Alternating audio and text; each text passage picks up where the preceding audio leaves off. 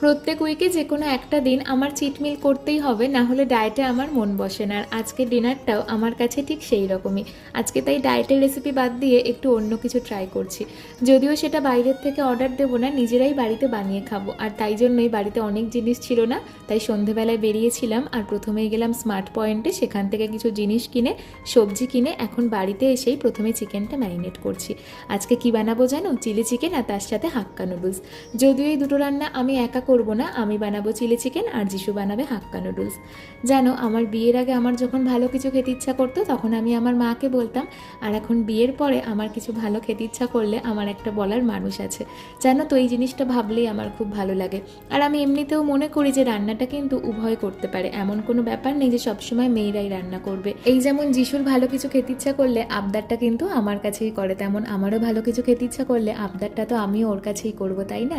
আজকের শর্টস আপাতত এইটুকুই। সবাই ভালো থেকো, সুস্থ থেকো, দেখা হবে নেক্সট ভিডিওতে।